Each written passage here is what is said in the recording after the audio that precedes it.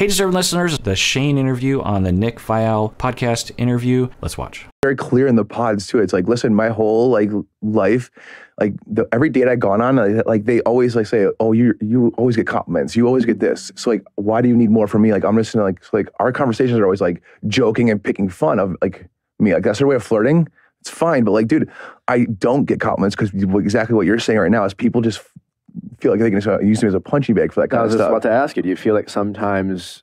Yeah, I imagine that, I can see that in a crowd, in a group, in a system, that he would be identified as the punching bag. There are people that will be seemingly up for it or okay with being the punching bag, and people who give off the vibe that they're not okay with it.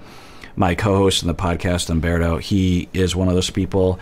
He's a very happy-go-lucky, extroverted guy, and will make fun of himself as a way of trying to dissipate awkwardness in a social situation. And sometimes people will just, if particularly insecure individuals, will just start attacking him under this guise of well, we're just making jokes. And I will observe that and actually either just try to get away from it, or even just either do something to defend him, or even just flat out tell the person hey, take it easy, because I've seen it so often. And Umberto, given his childhood traumas, often doesn't stick up for himself and feels like he should be that way. So I could absolutely see Shayne being that person in a crowd. Now, some of y'all might think, well, he deserves it, but I don't know if I agree with that. And maybe it's just kind of like that. How tall are you? 6'3". I think you being a bigger kind of... Yeah. It's people look at you and go, possible douchebag, right? You know that. Yeah. And so let's just It's true, it's fair. Right? I'm just saying, not wrong. I'm saying that about me, it's... not wrong. You're a tall white male. Yeah, I hypothesized about this as well, that the stereotype that he exhibits is as they're describing, but especially after we saw his friends briefly, I see him now, I think, as a nerd. I think he identifies on the inside more as a sensitive nerd than the way he comes across on the outside. At least from her point of view, very triggering for her, and it was I guess essentially a deal breaker for her. Well, that's how she positioned it. I ended it. I called off the engagement again that night. Okay. Obviously very dramatic, but I can't marry you. I'm never going to be enough for you. It's you honestly make me feel like I'm just not a good person, and I'm never going to be enough for you ever. Maybe it was a good choice that he called it off. It sounds like he regretted it soon after, right? We saw that when they were at the wedding. But maybe they weren't good for each other. Maybe Natalie does have a lot to work on before she is going to not do that anymore. I don't know. But maybe Shayne looks back on that and says, well, in the end, maybe it was a good choice. I don't know. Maybe we'll hear from him. Because I've seen what a lot of the other guys on the show are doing, all that kind of stuff too. It's it's just I feel like I'm always just a horrible person when I'm around her. She makes me feel like I'm a horrible person. I'm so sorry. Yeah, wow. He is a good interviewer, Nick. He immediately recognizes the vulnerability and the pain that Shayne is exhibiting and just says, oh, I'm so sorry. That's good impulse, compassion, empathy, which I'm finding strange that I find that strange when I watch these kinds of things. But yeah, I mean, who knows? Maybe it's all in his head. It's unreasonable. Who knows? But it's possible.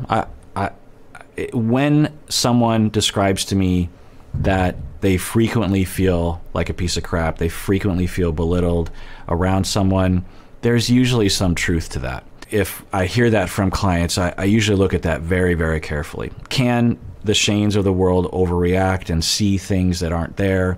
Think of a Danielle who seemingly had relational traumas in the past that she was transferring, displacing onto the present. Yeah, but when I hear something like that, I think, oh, because when your heart feels that way, I'll just think about for myself. When I feel that way, like Shayne, it's always because someone else is doing something. It could be subtle what the other person is doing, but it's always because of something that they're doing to you. And it is something to keep an eye out for, that especially for the subtle people that do that, that you want to listen to your heart is that a Wilson Phillips song? Listen to your heart, or Roxette. Anyway, that didn't she die recently? Anyway, she could have been that way. And given what Shayne is saying, I would, if I was to make a bet, I would say that there was some validity to that. Yeah, That sucks. and that's how I felt about it. Did and you like, say you hate her? huh? Because that's Yeah, I what did. we remember. You did say that. Yeah, I did.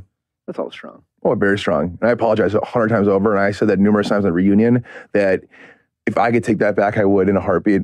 He impulsively, intoxicatingly said, the wedding's off, I hate you. I think he also said something like, you're the worst thing that ever happened to me, that kind of thing. And obviously that's uncalled for. Like, he could have said, I don't know if I don't know if we're compatible.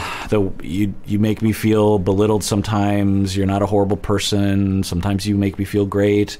You know, you could say something like that, but instead he impulsively said, and we all will do this. And of course, if you have ADHD and if you're intoxicated, you're more likely to say things like that.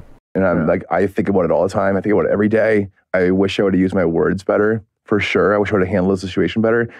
But it almost seems like that one, and you apologizing, you were wrong. I was very wrong, yes. But that became the focal point of that conversation, not everything else that was talked about. Yeah.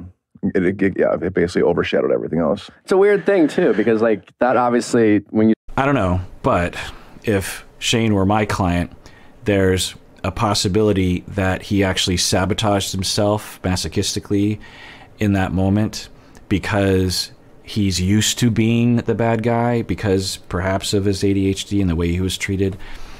And in that situation, and people are like this, where when they enter into a difficult situation, because deep down they believe that they're the screw up because they were treated that way, they will surrender to that schema by subconsciously or sometimes consciously creating situations where they're the obvious screw up. So they Shayne and Natalie are heading into a situation where they might be breaking up. He's saying, I don't know if I can do this, essentially is the gestalt of what he's, coming from.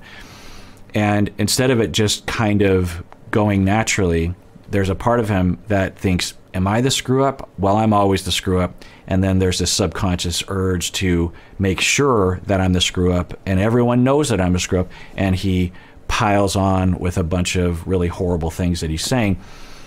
And then later on, the whole narrative is completely overshadowed by what he did instead of what really happened, So I could see that being the case with Shayne.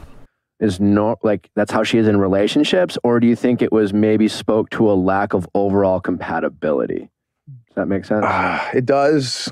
I truthfully just think like she was so uncomfortable with everything that was going on. Like this was not her kind of thing. This whole like this experiment, Natalie this show. likes being in control, doesn't she? Well, so do I to a certain extent, but like everyone likes being in control. Yeah. Interesting. Good question by Nick. And Shayne, his narrative is that Natalie was not comfortable the entire time, and that would interfere with your ability to be fluid as you're trying to get to know someone in a romantic relationship, and could make you more insecure and more likely to criticize because you feel insecure, or you're overly micromanaging your partner because you don't want them to reflect badly on you. Yeah, I could see that being true, or a factor with Natalie. Natalie broke up with you at the altar. yes. What were you thinking of doing? Oh, I said yes. Because those next 2 days, like, that doesn't make sense. Those next 2 days, yeah, no offense, my life doesn't make sense. Welcome to my life. But here's the deal: we also reconnected the night before the wedding. Yeah, and everything was great. Okay, but you still, despite all, I wanted to marry this girl. I really did. Interesting that they reconnected the night before the wedding, the night after the big fight, and then the day of the wedding, he says yes because he really wants to marry her. That is interesting because it's always this question that what's in their mind at the altar.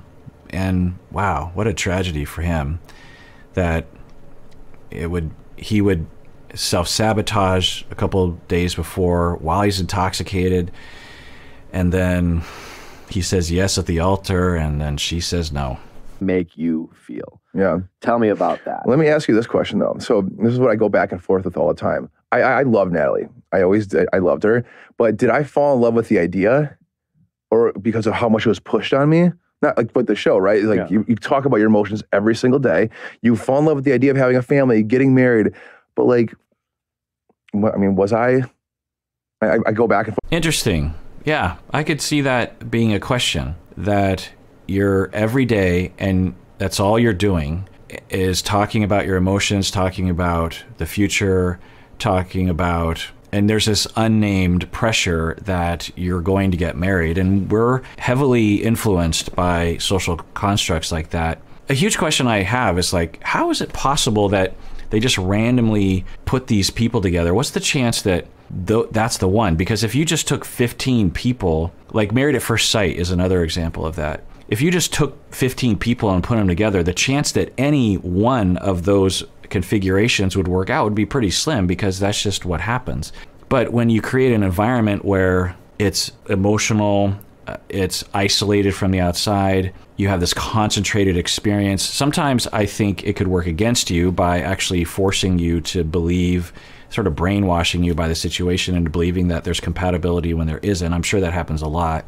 Or for people who need that push, it actually helps them to push past those initial steps, fall in love, be secure, so that they can build a foundation for the future when, if they met in the real world, they wouldn't have pushed past those barriers. There's always someone else on Tinder.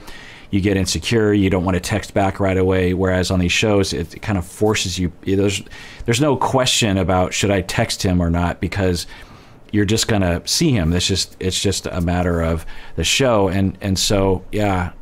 So what Shayne is wondering, he's saying I was in love with Natalie, but he's wondering if it was the environment. I could see that happening. I could also see someone, because we all do this when we have a breakup. We will sometimes say, well, I was never really in love with them, or I thought I was in love, but I wasn't really in love. When in reality, you were actually in love in terms of the definition that the person is using. And you just don't want to believe that because it hurts to remember, or you don't want to give that person the satisfaction or something. So I don't know, but it is interesting to hear his question there. I think about it all the time. In a normal situation, don't think you have the answer to that question? I don't think I do. Well, after hearing how she made you feel, I don't, like, respectfully, yeah, I don't think you had any business being in a relationship with her at all, let alone being married to her. I hope the next relationship you're in, you prioritize how someone makes you feel. Yeah. Regardless of how they look, or how, like, I always say, the good does not make up for the bad. Yeah. In a relationship. Okay. In my opinion. Yeah. Yeah.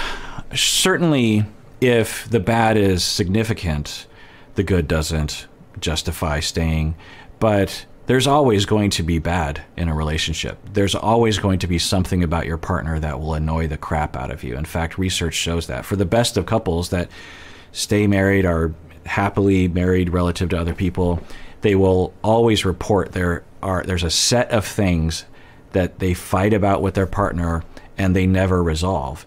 And that research by John Gottman and colleagues in Seattle, that is a very important set of research studies over decades that informs a lot of our understanding of relationships and marriage and divorce, predicting divorce. But one of the myths that research dispelled was that good couples don't fight, or good couples resolve their problems. And a lot of therapists actually believed that, because it seems like the way you're supposed to orient things. And it's a myth, though. But actual couples that are doing well and satisfied, when you ask them, there's always something that annoys the crap out of them. And I don't know exactly what Nick is saying, but I would have an asterisk to what he's saying along those lines. Because people all the time in toxic relationships, and you can be in in my opinion, in a non-professional therapist opinion, you can, like, toxic doesn't mean abusive. Yeah. Like, abusive is always toxic, but toxic in general could be like, I mean, people are toxic to each other. interesting. They're talking about toxic, and there's a lot of usage of that term more recently. And I'm often dubious about that word when people are throwing it around.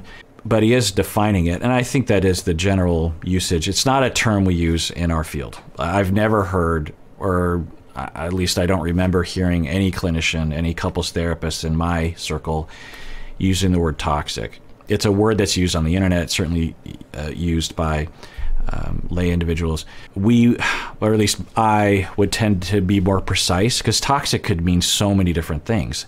With Natalie and Shayne, Nick is using the word toxic to refer to Natalie's mistreatment of him, putting him down, belittling. That I would just use that phrase, because toxic, what is that? Because, well, I will say the times that I would hear it clinically would be when I think people were referring to relationships that were toxic, in that there was a lot of pain and hurt going both ways. Anyway, point is he's saying that essentially, I think Nick is saying, based on what you're saying, Shayne, your relationship was toxic, and I hear you that you had good feelings towards her, but you should have left her because she was a toxic individual. But we just don't know. We don't know the scenario. And I think Shayne actually, and maybe he'll say something, maybe he'll say, well, you know, I've been painting a negative picture about her. There were a lot of good things about her, and maybe I'm exaggerating how bad she was to me because I'm hurt.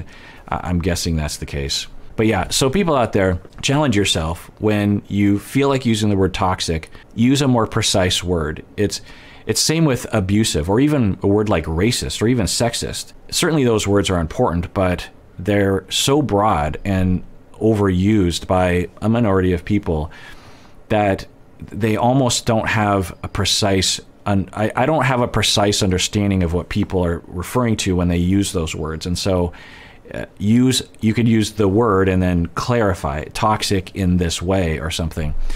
And it helps because, one, for us, when we're using language, it helps us to understand what's happening when we're more precise about what is happening. To just say that's toxic, it's just like, it's just the surface. It's like reading a book and just reading the first sentence, right? It's like, okay, great, you have my attention. Tell me some details around that. But also, it helps you to communicate. You know, if you're talking, if your partner or someone in your life is doing something that you don't like, and you're just like, that person's toxic, it's a way of just discounting the whole thing instead of being more precise, so you can actually tell them. If you say you're toxic, like, what are they supposed to do with that? But if you say, I feel belittled by you often, then, you know, maybe the person will actually be able to change. All right, well, that does it for that episode. Everyone out there, please take care of yourself, because you deserve it. You really, really do.